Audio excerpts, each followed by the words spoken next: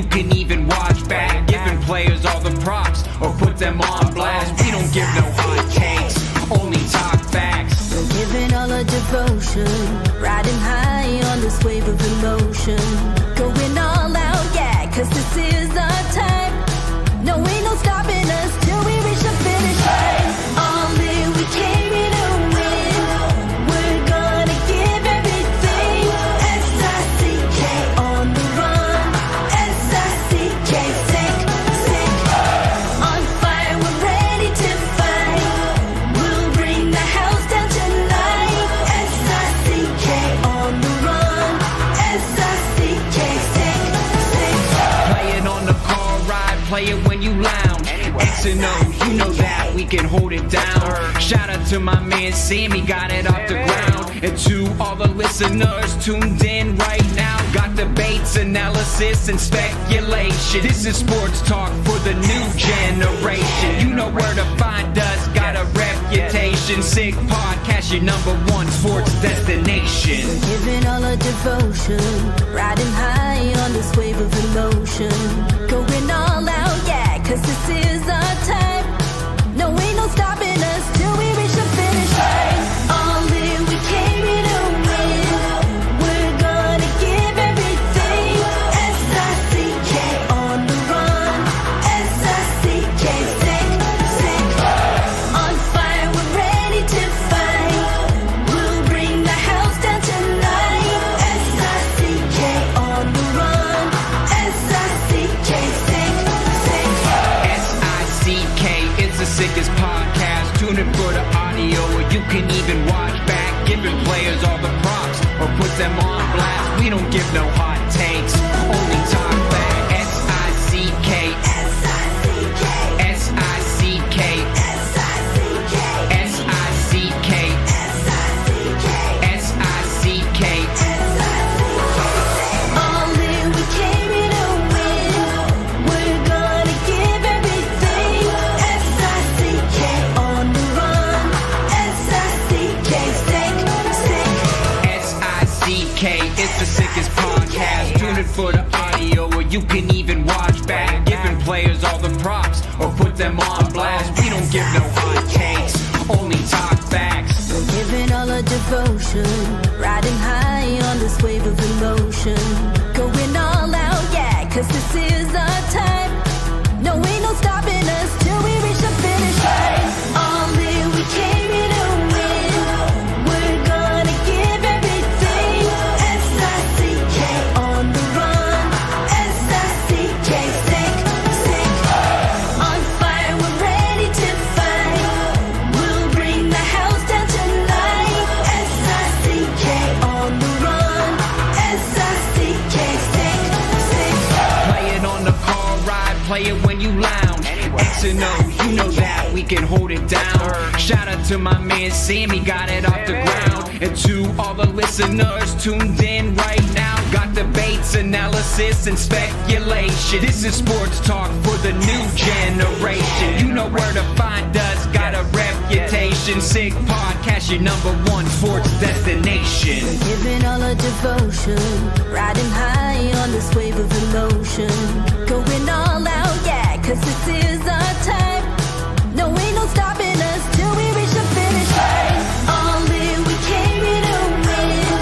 We're gonna give everything. S-I-C-K on the run. S-I-C-K, sick, sick. On fire, we're ready to fight. We'll bring the house down tonight. S-I-C-K on the run. S-I-C-K, sick, sick. S-I-C-K, it's the sickest podcast. Tune in for the audio, or you can even watch back. Giving players all the props or put them on blast. We don't give no hot takes, only talk back. S-I-C-K, S-I-C-K, S-I-C-K, S-I-C-K, S-I-C-K, S-I-C-K. Turn up your volume. Because you're about to listen to The Sick Podcast. The Eye Test with Pierre, McGuire, and Jimmy Murphy. The Stanley Cup winning Colorado Avalanche. And after 22 years, Raymond Martin The sickest NHL podcast. It's gonna be sick. And welcome to another edition of the Eye Test here in the Sick Podcast Network. He is Pierre McGuire. I'm Jimmy Murphy. Pierre, how you doing? Good. Good to hear. How are you feeling? I'm feeling better, my friend. Thank you. I appreciate it. I'm feeling better than I was yesterday for sure. Getting back to normal. But Pierre, lots to talk about. We're going to go right to the team you were always on top of, the Montreal Canadiens. We'll look back. I'm going to get to last night's game in a second, but let's get to the hot topic right now. And of course, that is that Jacob Fowler was called up after the game. We'll travel with them to Pittsburgh. No confirmation whether he will start or not, but just your take on this move at this time, and where do you see this going? Well, if he's not starting, why would they bring him up? They got a home game tonight against Toronto. I agree. And they play against Toronto on Friday. Why would they bring him up if they weren't playing him? Yeah, I agree. He's playing. Yeah, he's playing. They just won't say it yet. That's all. No, that doesn't matter. It's fine. He's playing. I wouldn't worry about him, quote unquote, being ruined. I've heard people are saying that. It's one game. It's fine. Yeah. He's been through a lot. It's okay. He'll be fine. He's 21. He's not 18. He's lived away from home for a while. He's going to be okay.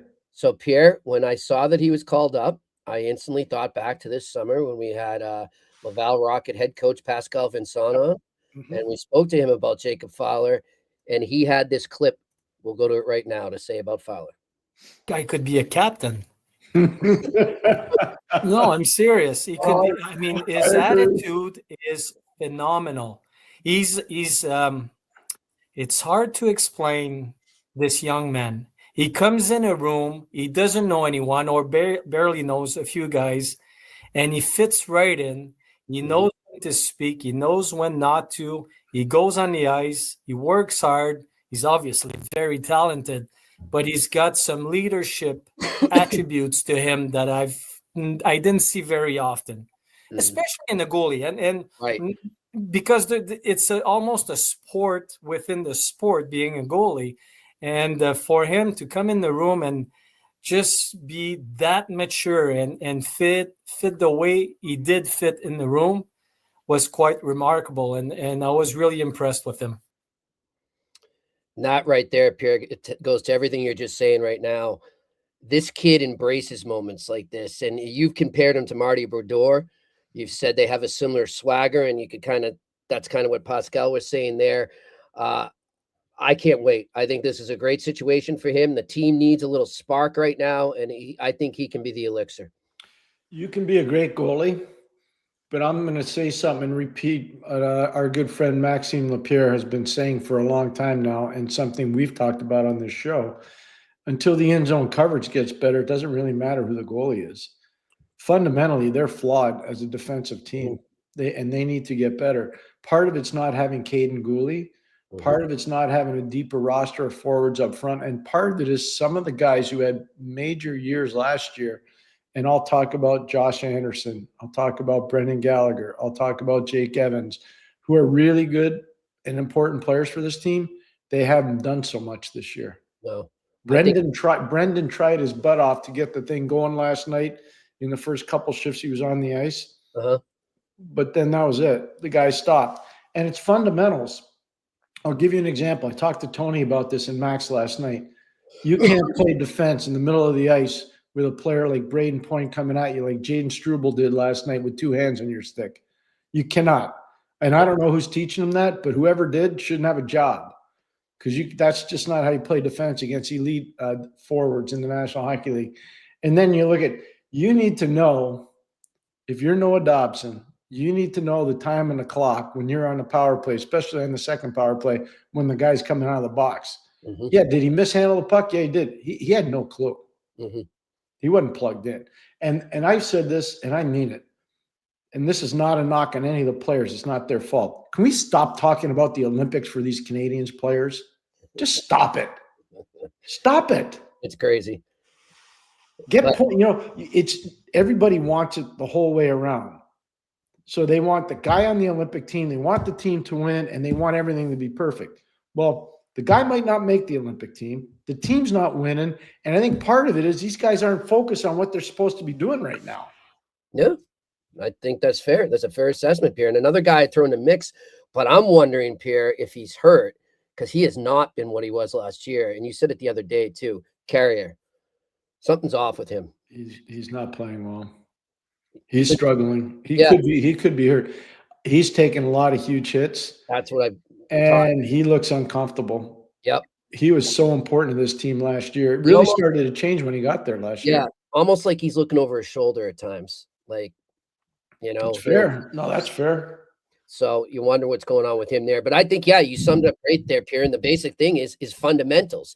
Now I'm seeing on social here, and we've seen some reporters, I won't name who, but actually one kind of got into it with Marty today, are criticizing the system and criticizing management's decision to call up more youth.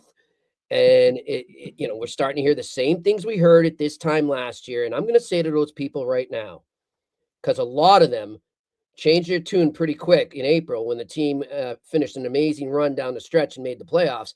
None of the criticisms we're hearing now that we heard at this time last year were there. Patience. Every team goes through these stretches. And you mentioned goalie. I think that's a huge factor. And I also want to say, too, it's on the players, too. Why is it always going to be on the coach? How about the players, like you were just saying? Do the little things. Get back to some fundamentals out there. Stuff you learned when you were a peewee. This isn't just about this is stuff you've known throughout your hockey career that they're not doing out there. Get back to basics. Yep, all of that. And they need to play harder hockey. Less of this and more of this. Yep. Agreed. We know that a bunch of them can stick handle really well. Like Demidov can stick handle really well. Slav can stick handle. Cole can stick handle. Nick can stick handle. Like, we know that. They're good. Lane can stick handle. They're all good at that. Yep. But they got to make hard plays. Go watch the teams that win with consistency in this league. They make hard plays. Yeah, they do. Everything's hard at the net. Everything's like driving to the net. I watched an East Coast League game today. Okay. Uh-huh. Yeah, ask any of the reporters there if they watched any games this afternoon. Anyways, I watched an East Coast League game today, and it was an amazing game between Kansas City and Iowa.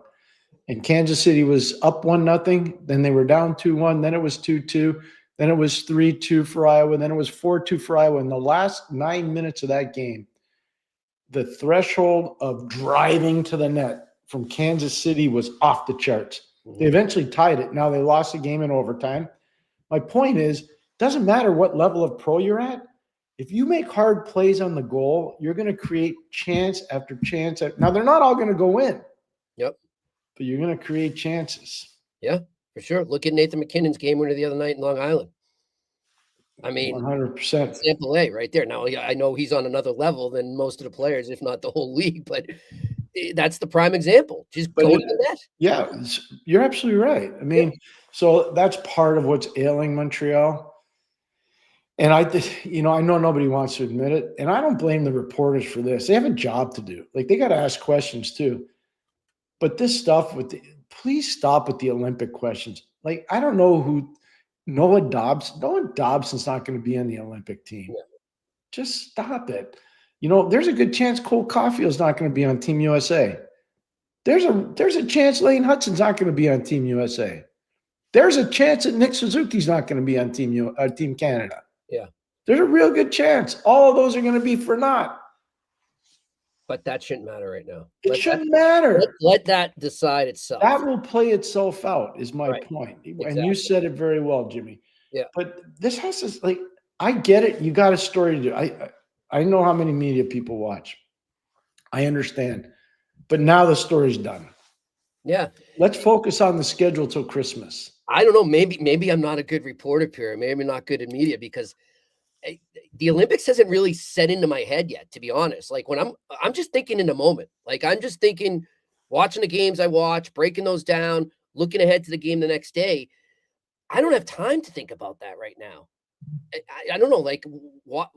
It's almost like that's. I don't think it's just the Canadiens reporters. It's taken over the whole league. It's like front and center, and I get it. They haven't been there for so long, but they're missing a lot of good hockey in the present moment. I agree. They really are. It's good for you, Jimmy. I agree with you on that. here I am paying attention to the Olympics because I'm working in the Olympics. Right. Like you're gonna, and you, and so are you. Yeah. You know, But I'm you not get my gonna, drift. You know what I'm trying I'm not gonna be sleeping a lot for those 3 weeks or 2.5 weeks, whatever. But the truth is that if you want to be good at the Olympics, you got to study it, because you got to study tactics, you got to study tendencies, you got to study what guys are doing, what women are doing, because I'm doing women and men. Yep. You got to study all this stuff. But all I'm going to tell you is that the players need to, and I know it's the dream for all these guys. Trust me, the first time I got a call asking me to go to the Olympics in 2002, first person I called was my late father. I said, "You're not going to believe this, but I've been invited to go work at the Olympics in Salt Lake City." He's like, "No way." I said, "Yeah." So it never gets old. That's a phone call that when you get it, you're like, "Wow, that's awesome. I'm so grateful." Yeah. I can imagine what a player's going through. I can imagine what the coaches are going through. I get it. I totally get it. But I would just tell you this, the games that they're playing now matter more than going to the Olympics. Yeah. You're right. Let that dictate itself. It will. Speaking of Olympics, it's not really Olympics, but it's a country. The United States is honoring. They're having their inductions tonight, Pierre, for the U.S. Hockey Hall of Fame, and obviously a man that's very close to your heart. The late Ray Shero will be inducted, and also Zach Parise, who you have a good relationship with, Joe Pavelski, Tara Mounsey. Don't forget Tara Mounsey. You know, I'm not going to forget anyone. Actually, I'll give the list right now. Tara's going to work with us, Jimmy, at the ECAC women's tournament this year. You and I are going to work with Tara, yeah. Great. And also Scotty Gomez and Bruce Bennett will be going. By the way, for people who don't know who Bruce Bennett is, I know it's not a common name amongst fans, but Bruce Bennett is probably produced, I think, picture takers. Yeah, at least 50% of the great photos you've seen in hockey, if not 75%, were Bruce Bennett. The guy is an amazing photographer. He captures the moment. He's got a passion for the game. He deserves this so much, and I'm happy for him. I got to meet him a lot over the years and talk with him, and he's a great guy. And it's just amazing what he's been able, the moments he's seen and captured for us to always hold with photos. So it's a great thing. But Pierre, I want to talk about Ray Shero, and just what this means to you as his friend, seeing him get this honor right now. It's really appropriate, number one. Number two, I was there right from the beginning when he started as an agent, and we both weren't making a lot of money, and it was a lot of hourly rate motels. It was a lot of bad coffee, and it was a lot of fun. Yeah. The car rides were the thing that made it so much fun. One night we could be in Boston. The next night we could be in Springfield. The next night we could be in Buffalo. The next night we could be in Barrie, Ontario. It didn't matter. The car rides were fun. Yeah. And he was always looking to learn something new, just like I was. So we would push and probe and always ask different questions of different people. But the thing that I admire the most about Ray is loyalty. Ray was the most amazingly loyal friend. Mm-hmm. He was at our house a lot. And I can just tell you, my family would do anything for him and his family. He was an amazingly loyal guy. That's amazing. And you think about how many people he helped along the way that are still working in this game. Agents who are still agents, players who are still playing, GMs, management people that are still managing, presidents that are still presiding. Mm-hmm. And I would say a lot of coaches who are still making a living in this game were protected by him because they were good. He gave them a chance because they were good. And my favorite Ray story is he calls me at around 3:00 in the morning. I'm doing the Philadelphia New York Ranger game for NBC. It's a 12:00 start, 12:30 start. My phone rings and it says R. Shero. So, hey, it's 3:00 in the morning, man. I got a game at 12. I need to run something by you. And he sounds bright-eyed and bushy-tailed. So I'm going, all right. And I knew a few coffees. I knew they had played that night. So he said, I'm going to make a coaching change. And here's why I'm going to do it. And he just starts rattling off all these points. So I'm waiting for it. And what do you think? I don't get that. He's just telling you. He just keeps going. He goes, oh, good. What do you think? At the end, he's probably on for about 20 minutes. Keep talking. I said, I see your point. Okay, good night. Oh, that's great. One thing, I mean, I didn't know him nearly as well as you did, Pierre, but every time I ran into him, and more so once he knew that I knew you and we were working together, but he always had a smile. Like he'd enter the press box and he's smiling, he's shaking hands with people, and it wasn't, Pierre, I think from being in this game for so long, you can pick out the phonies and the people that are real. Yeah. And you get those people, hey, Murph, yeah, and then you just keep going. That's it.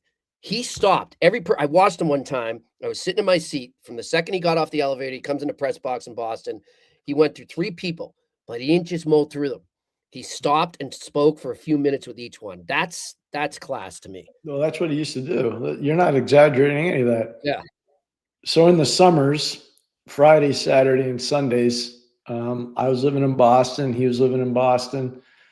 I run that training camp that you know about with a bunch of the college players and some American League players. And he would always call Thursday night. He goes, what's on the docket for this weekend? So I go, well, can I have a barbecue if you want? I'll meet you for a workout maybe, like whatever. Because my wife was up at our house in Canada and my son was training all the time, and his boys, one works for Columbus and one works for Philadelphia. So long story short, he lived in Charlestown, and he said, you got to come down. We're going to do our normal like hockey night in the summer. So I go, you want to do it Friday or Saturday? He goes, I don't know. Let's do it Friday. You know the way he talked? Yeah. So there was no way I was driving just because, I knew what was coming. So take the Uber down, get in his house. I'd bring some gifts, adult beverage gifts. We'd either go out for dinner in the North End or we'd have dinner at his place, and we start watching hockey. That's awesome. Like we were watching old tapes of games his dad coached in. We watched so much hockey, Jimmy, in the summertime. And he had a magnificent pad in Charlestown. Like it looked right over the heart. It was really nice, Jimmy. Yeah. And we would sit there and we were just watching. What do you think of that? And we're like, I didn't like that. And he goes, what would you do to counteract it? And I tell him, and then I'd ask him, I say, what do you think of that move? He goes, no good. And that's how we would watch the game. That's awesome. And it was so like it'll be hard this summer. I'm not gonna lie to you. Yeah. Like last summer he was gone, but I knew when he was going. Like they called me to tell me when he was really sick. Yeah. And so last summer just flew by, just because there was nowhere for me to be. Yeah. This summer, when there's somewhere for me to be, it'd be like, you kidding me? So I'm so happy for him and his family. I'm sure he's looking down on it, and his boys are tremendous. Kyle and Christopher are amazing. So I'm really excited for him. But there's so many good people in this great class. USA Hockey should be really proud of this class. Yeah. Really well, I know you've told it here before, but I think it's worth telling again, Pierre, the story about Parisi at the World Juniors and what he did before he got on a bus. Yeah, so in Helsinki in 2004, John Hines was the assistant coach to Mike Eaves. Lou Mongeluzzo, by the way, who is a tremendous evaluator of talent, was the GM. He was the GM of that team for Team USA. They put together a heck of a team. And so we were the only people broadcasting it. There was a massive snowstorm in Helsinki the night of the gold medal game. And the Americans won. The Canadiens lost. Marc-Andre Fleury shot the puck into Braden Coburn, and Patrick O'Sullivan got credit for the game-winning goal. Mm-hmm. Crosby was 16 years old on that team. Dion Phaneuf was on that team. Getzlaff, Brent Burns. I can go down the line, like all these a murderer's row of NHL players. Right. Anyways, Gordon and I were doing our wrap-up, Gordon Miller and I, my partner at TSN at the time, and I see a guy standing to the side, and it's Zach Parisi. And I go, dude, you should have been, like we were going on a break or something, and I was like, you should have been out of here. There's a vicious snowstorm. He goes, I held the bus. I go, why'd you do that? You guys just won the gold medal. Like, go have a good time in Helsinki. He goes, I came up here to thank you and your partner and everybody at TSN for being fair to the United States. Mm-hmm. My father watched, meaning his dad, JP. Mm-hmm. He said, my friends at North Dakota watched. He says, that we're really grateful that you guys did. Can you imagine? He's like 17 or 18 years. No, he's 18 years old. He's 18 years old. That's character. That's he held the bus. Yeah. To say thank you. Yep.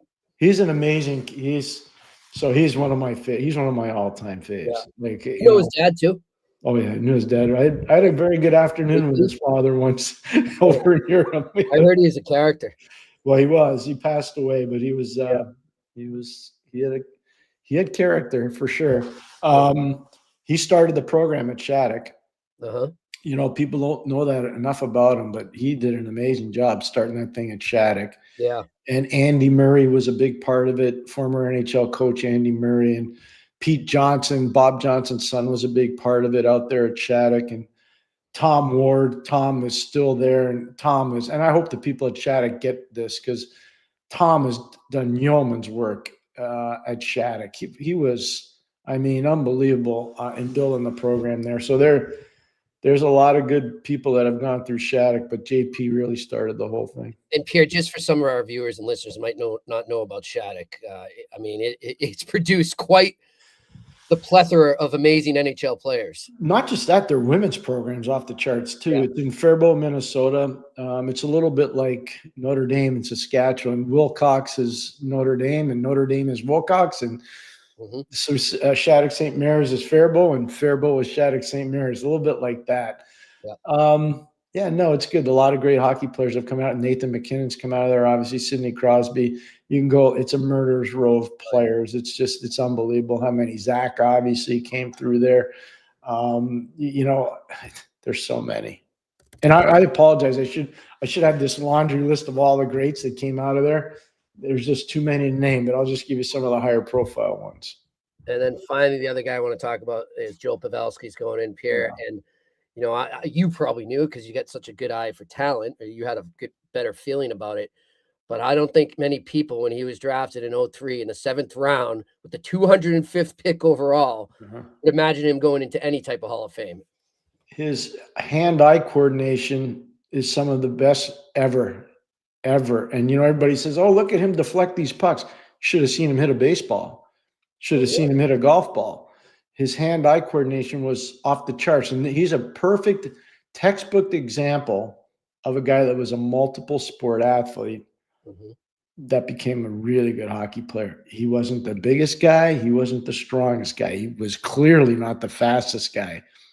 But he found a way to make himself really good. And I can't say enough good things about Joe. I've called Gordon Miller and I think called some of his first games when he was coming in the league in San Jose. And I just remember once saying, like, he shoots the puck a little bit like Joe Sakic, even though Joe was a lefty. Yeah. So there's a little bit of the release point that's similar. But yeah, Joe Pavelski, go look at the numbers. I mean, probably the only American-born player that was like Joe Pavelski is Joey Mullen, who's in the Hockey Hall of Fame. And I had the honor of working and being part of organizations with Joey. Yeah. Pavelski reminds me a lot of Joe Mullen. Yep. 1,332 games, 476 goals, 592 assists, and a career plus 201. Unreal. Good stuff there. Well, congratulations to everyone going in there. And Tara Mounsey, don't forget Tara. Yes. Pierre, I look forward to that. I'm glad to know this. Brown University, she is one of the best female players ever.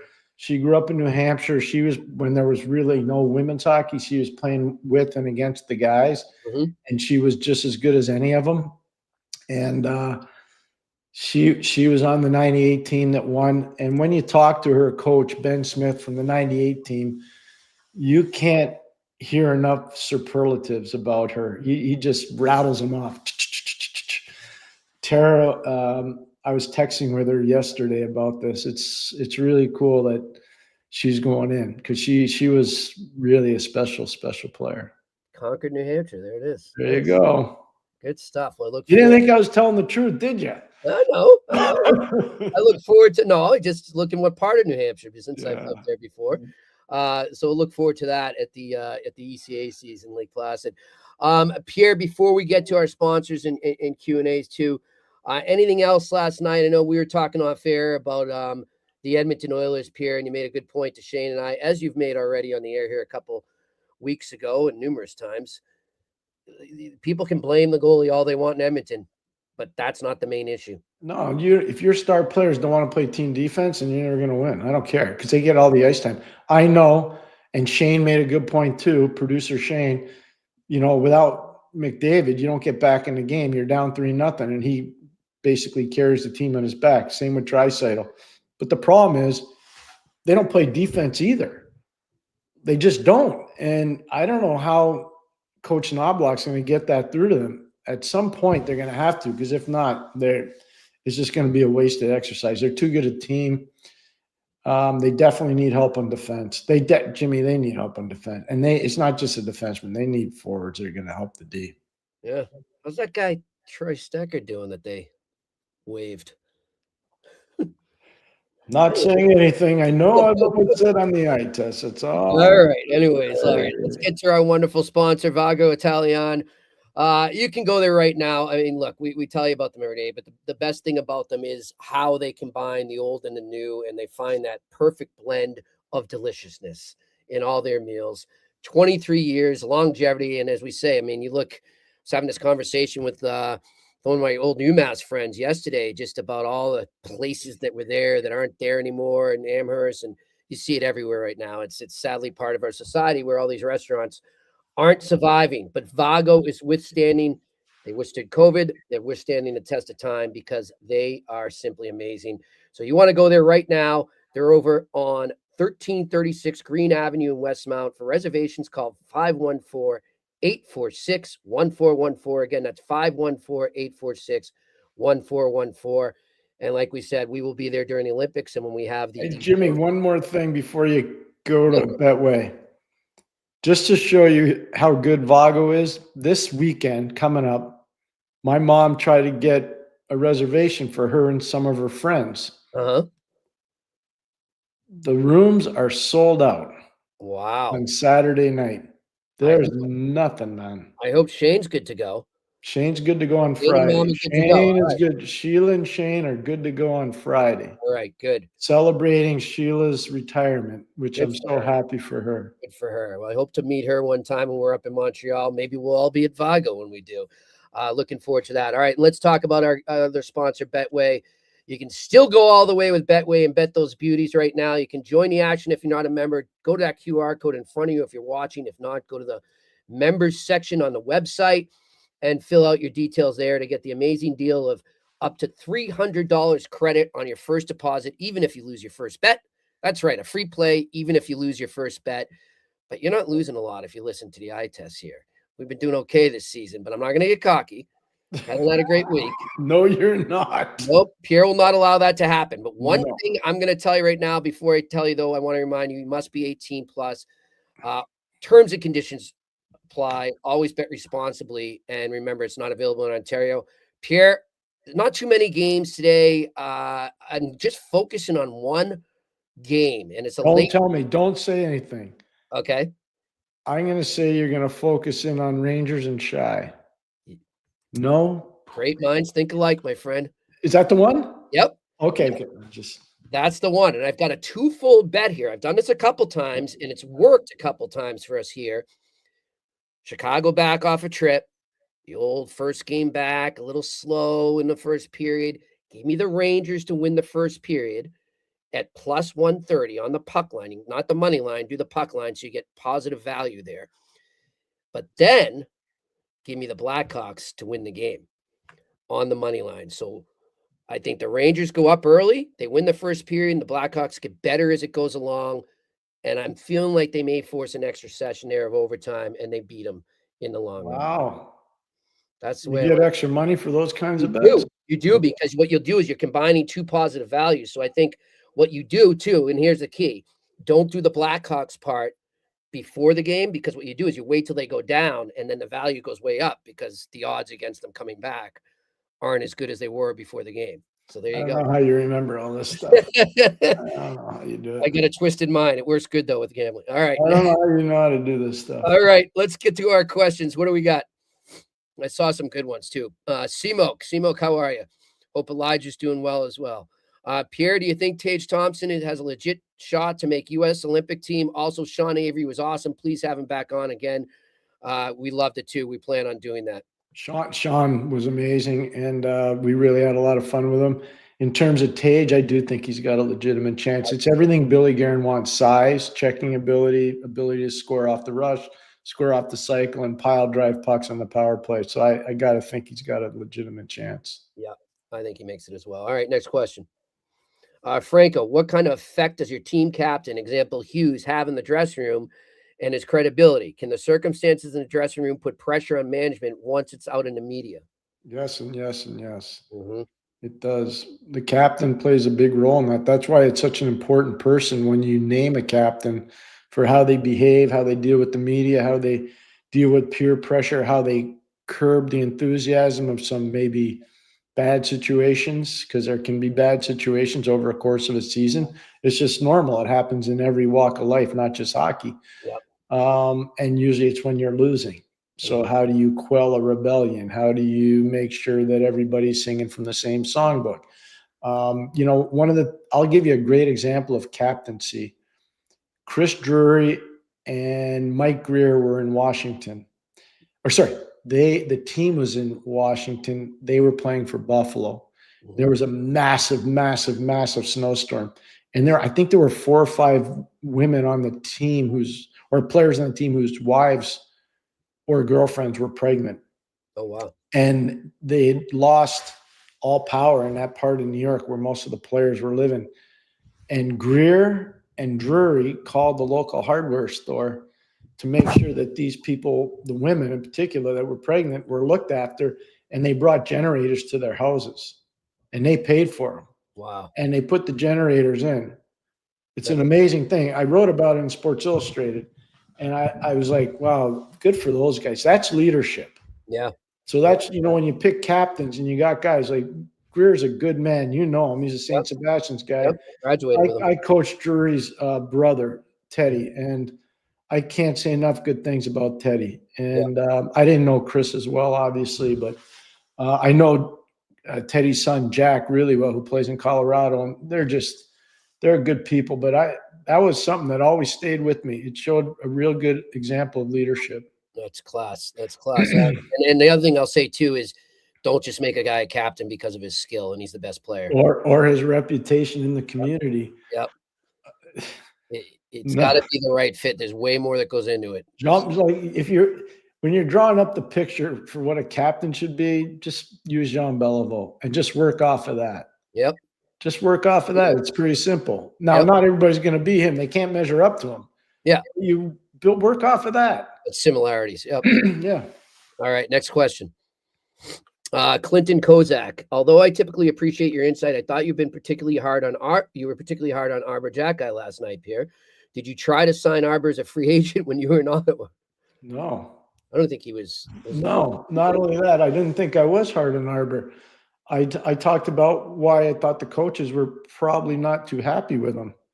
But no, I think Arbor's got a chance to be a good player. I mean, I'm sorry if it came across that way because that's not how it was meant to be.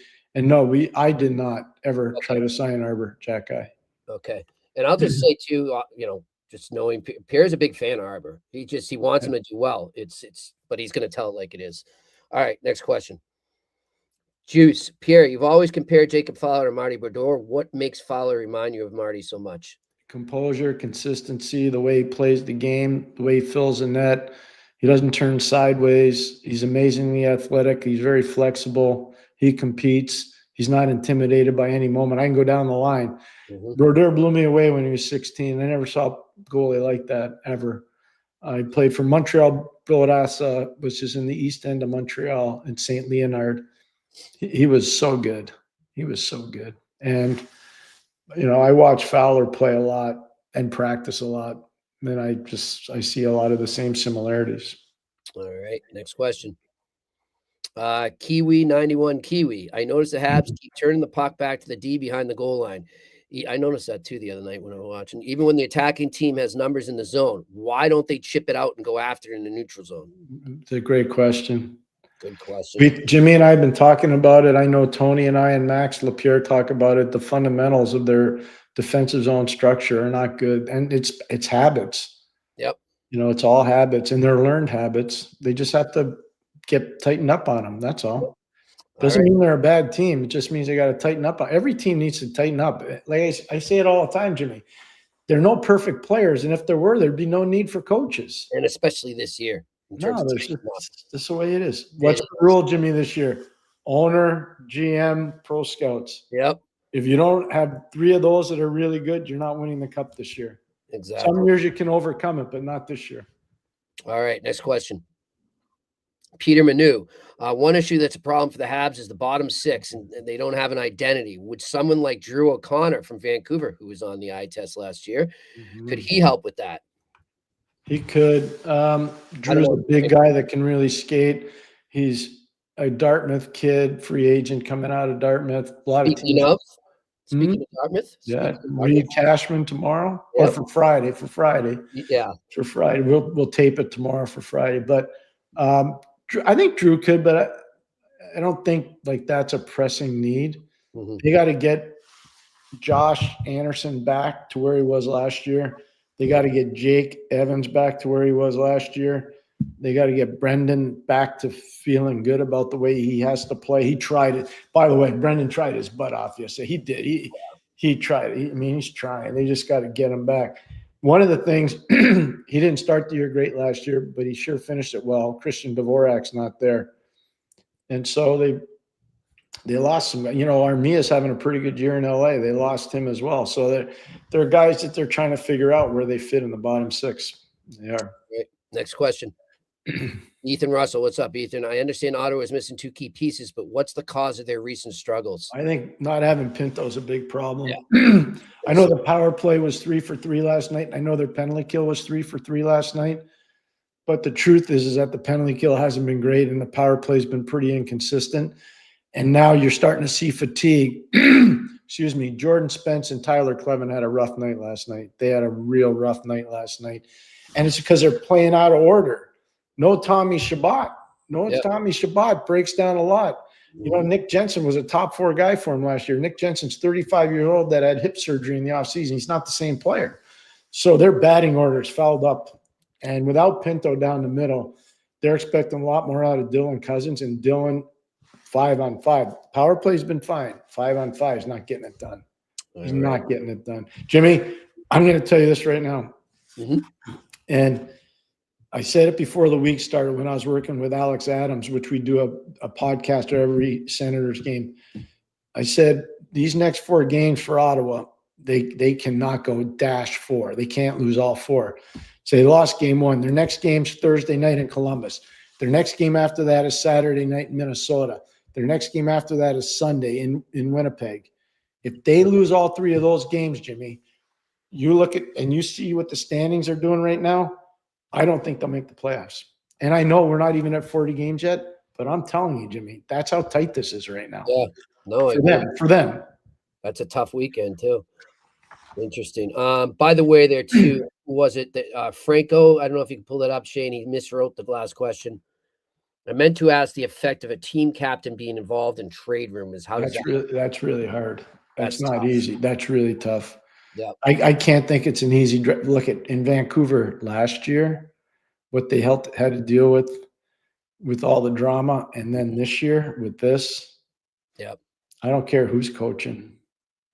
It's tough. It's no good. Cloud hanging over that team right now. All right, next question. GB8814. What team has the worst ice in the league? Ooh. Well, back in the day, it was probably Madison Square Garden. Jimmy, we lost you. We lost Jimmy. Oh, I'm here. I had to blow my nose. I didn't want to be rude. Oh, that's good. I'm glad you're okay. Yeah. Back in the day, Madison Square Garden wasn't very good, especially around playoff time. Old Boston Garden wasn't particularly good. I was going to go there. They weren't. Old Chicago Stadium wasn't particularly good. Edmonton had the best ice for sure, but now I would say they're all pretty good. They're all pretty standardized. And part of why I say that is the NHL has done such a good job in terms of R&D on how to create unified ice surfaces. Yeah. And I think the league doesn't get – and this is all under the auspices of Bill Daly and Gary Bettman. and Dan Craig when he was working for the league. I think he might still be consulting, but I don't know that. They did a really good job identifying that stuff, and they did make the ice better in almost every single city. They really did. Yeah. I know one thing too, that they talking to like the ice, the Bull gang at TD Garden there over the last few years.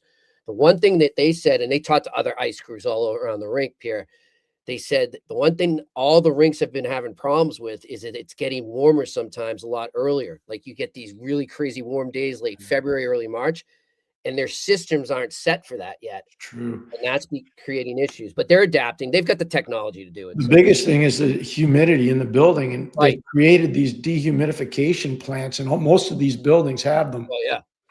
And it's really not an issue anymore. Yeah. All right. Next question.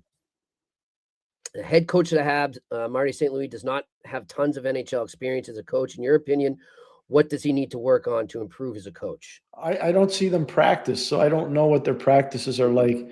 I thought he coached really well last year. I've seen some instances this season where I thought using timeouts in overtime to set up face-off plays really worked well.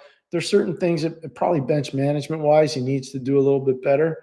But that's every coach. You just learn. The more reps you get, the better you get. I don't know what his communication skills are like behind the scenes, but it sure looks like his players respect the heck out of him. Yeah. They listen to him. They don't turn their backs on him. Yep. So, all right, next question. Bill Van Vago, why did Canada decide to just select a roster for the juniors instead of traditional tryouts? That's a thorn in the side of Pierre right now. I don't understand it. I don't know it, but here's what I do know. I'm prepared to let the hunters do what they think is right. Mm-hmm. I trust the hunters. I trust the process of Mark Hunter and Dale Hunter. I've seen it up close and personal, and they're really good at what they do with the London Knights. And so until we see the end result, I'm not prepared to prejudge. I think they deserve every opportunity, but I've never seen that part of it work before. We'll see. We'll see if it works. Next question. Renaissance Resistor, what's up, my friend? Pascal Vincent told members of the media that Kent Hughes specifically called Fowler to let him know about the call up. Vincent had the other two. Is there anything more to that being let out? I haven't heard anything like that, but I think that's fantastic. I think that's great. That's aggressive managing. It's smart.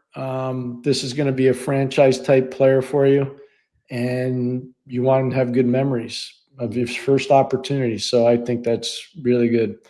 I think it's great. I remember here's one. He wasn't as good, but he played almost 1,000 games. Sean McEachran. He came to us after the 1992 Olympics in Pittsburgh. And so he came on the ice for the first practice, and I was running it, and he had just come from the Olympics. Like, he was in shape. Yeah. And he went to one of the players and he said, "Hey, are all these practices this hard?" And the player looked at him. He goes, "This is a day of the game skate. This is easy." Wait till we have a hard practice. Buckle up, kid. So sometimes players learn it's a little different, but I love the fact that you went and got that Pascal Vincent tape is huge broadcasting by you, Jimmy. And it shows a lot about, how other people in the organization see Jacob. And I think that's a sign of respect towards him. Yep. Agreed. All right. Next question. Michael Maloney, Pierre, who is the dingbat on the Penguins? Dingbat. I love that name. I got a story about that. On the Penguins bench that decided to put Letang and Carlson out together for the last shift last night. So it's an unforgivable mistake. I sent a text to a very good friend of mine who is in Pittsburgh, and he didn't play there, but he works in the organization. And I said, that's a tough mistake. Mm-hmm. And I said, who would have been responsible for that? And he didn't say one way or the other. So I'll just say this. It's either Dan Muse, who's the head coach, or it's Mike Stuthers, who runs the defense. That was a bad mistake. And Chris got walked. We're talking about Chris Letang got walked. And then Eric came across, and Eric was playing on the left side, and Chris was playing on the right side. And he came across and went off his glove and in the net off of Seneca, I should say, off of Seneca's stick. I don't know why those two guys were on the ice. with less than a tenth of a second to go, the puck went in. Yeah. So quick one, Pierre. It's actually connected to Mike Greer. And I don't know if you ever crossed paths with him over the years, but longtime St. Sebastian's head coach Danny Williams. You ever meet him? No. He's there for about 45 years. So his favorite thing, if he was mad at one of his players and, they did something, hey, dingbat, get the hell off the ice. Then he'd call everybody dingbat, even the refs. Hey, dingbat, what are you thinking there with that call? So I'm sorry. That just reminded me. Oh, why are you sorry? That's a good story. Danny Williams. Danny Williams and Mike Greer would love that. That must have been right in my wheelhouse when I was coaching at Babson because I was over there a lot. I mean, all the kids would say it too. We'd go home, call my brother dingbat. All right. Talking about. All right, next question. Daniel Durand. Pierre, how many starts do you think Fowler gets before they decide to send him back or keep him up? It's a good question. I don't know what their plan is. I guarantee you they have a vision for what they want to try to accomplish, but I don't know what it is. I have not talked to Jeff or Kent or to Marty, so I don't know. All right, next question. Dan Hab 1. Assuming he plays well, is there anything wrong with Fowler staying with the Habs? No. Nope. Not at all. Nope. All right, next question. Dan Hab 1 again. Is it more important for the Habs to bolster up their third and fourth lines or a 2C? Well, if you get a legit 2C, it bumps everybody down. Yeah. And then it changes. One of the Newhook was having a real good year too. We're all talking about Kirby Doc and we're talking about Caden Gooley. Newhook was an important player for this team, really important. So they miss him a lot. They really miss Newhook. And he's not a centerman. He's a winger. We've talked about that enough. He helped everybody kind of fall into position. He did. He created the right slotting for everybody. Yep. And he's spot on. So, yeah, I mean, I think they need a second center. That's just my own opinion. Yeah, I'm with you. All right, next question.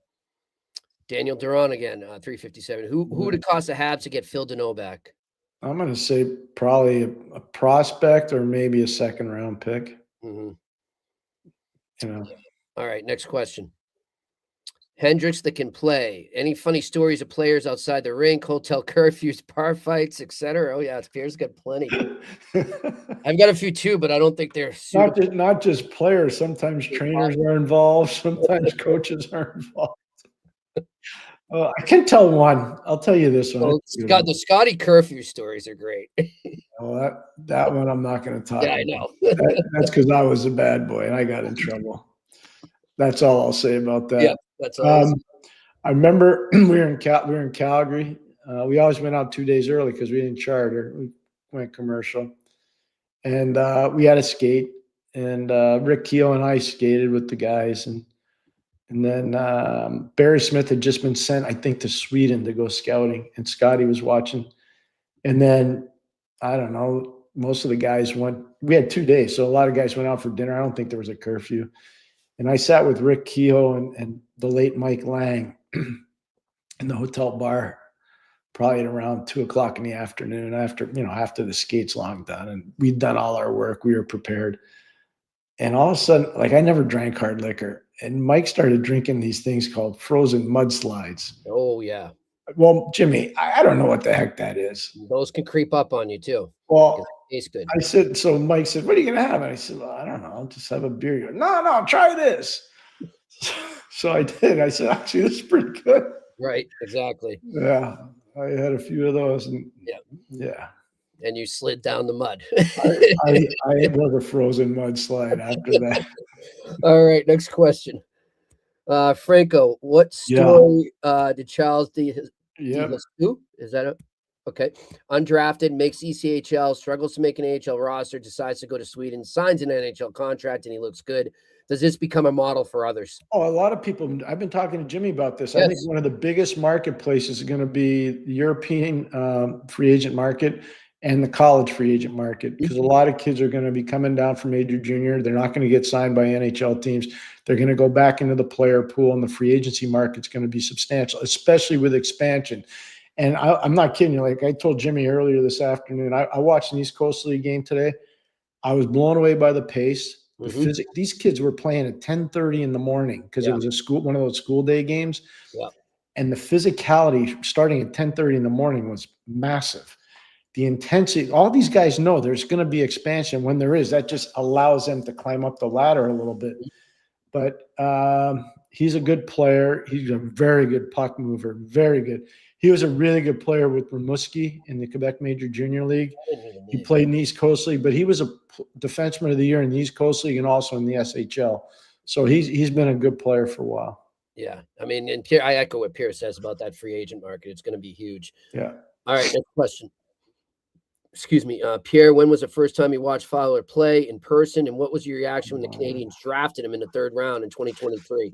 Good question. When's the first time I saw him play live? Like, I saw him on TV a fair bit when he was in Youngstown. Mm-hmm. So I'm going to say his freshman year at BC, a lot, practice and play. So yeah, it'd be 3 years ago, right after Montreal. But I had watched him on TV when he was in Youngstown, so I always thought he was amazing. I remember when they drafted him. He said right to me, you called me up and they said, "What a steal!" I did. What a steal! I know you did. Yeah, highway robbery. I thought it was klepto. I thought it was a steal. Yeah. Yep. And I think he's going to prove it. All right, next question. Ethan Russell, do you think we are starting to see Matthews fully healthy? He seems much better. Yeah, good catch, Ethan. We were really good pickup by Ethan, Jimmy. Really good. Yeah, I think so. I think Nyes is getting better too. Mm-hmm. Domi seems to give ever since Dakota Joshua and Max Domi got put in the stands for a game. Yeah. It's amazing how much they've risen. Yeah. Hey, I have a question for you. Did you see the McMahon slash? I did. Did you think it was a suspension? I didn't really think it was a suspension. I can see it. It was one of those. It was kind of a coin toss for me, Pierre. I didn't think it was a suspension based on some of the other ones I've seen. Yeah, I know. Consistency is not. So they're going to miss him.